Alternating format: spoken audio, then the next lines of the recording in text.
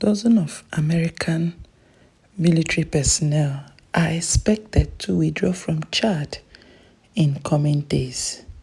3 senior U.S.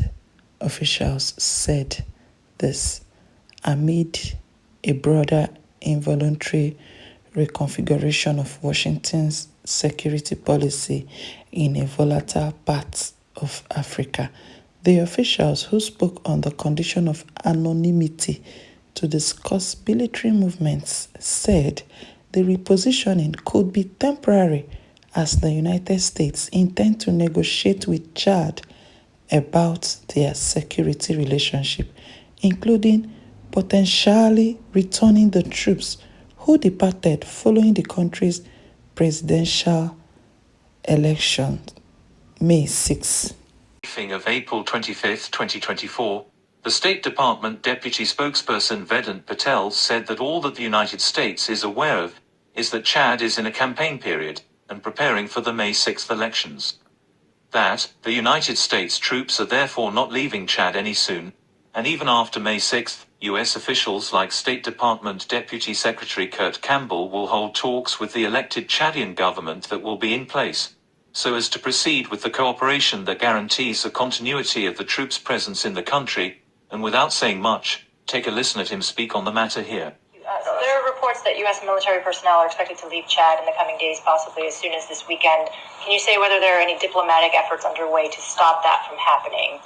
And then more broadly, is the department working at all on an urgent basis to quell what appears to be the swell of pro-Russian, anti-American sentiment coursing throughout significant counterterrorism partners? Yeah, let me address that in 2 parts. So first, our military deployments anywhere around the world, they operate at the invitation and with the support and partnership of host nations.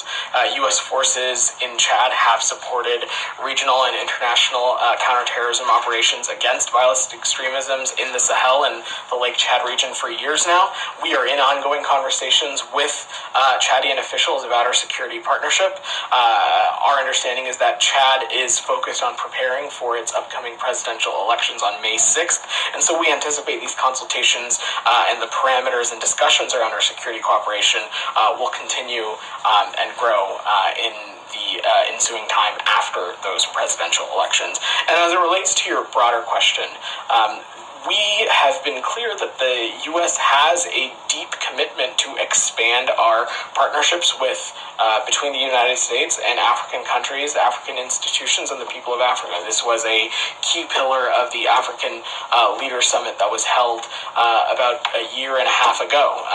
One of the key things that we continue to remain focused on, especially in the West African and Sahel region, is a security partnership, a focus on counterterrorism. And again, our military deployments there are at the invitation and in the support and partnership of these host countries. And we're going to remain focused on working with additional partners, seeking out additional partnerships, and doing what we can to focus on these issues of security as well as overcoming economic and other development challenges as well. Is there any redoubling or intensification of efforts, just given recent developments? I don't have any specific engagements to read out. What I can say is that Deputy Secretary Campbell, I expect to travel to the region in the coming months, specifically in the context of Niger, to continue to have. From the look of things here, the U.S. troop is not leaving Chad any moment. They are just leaving temporarily because presently the country is on election campaign, preparing for election.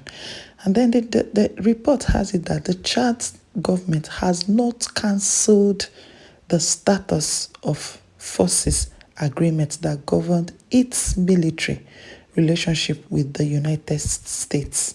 Rather, the Special Forces troops' departure. So that is the situation of things there at the moment.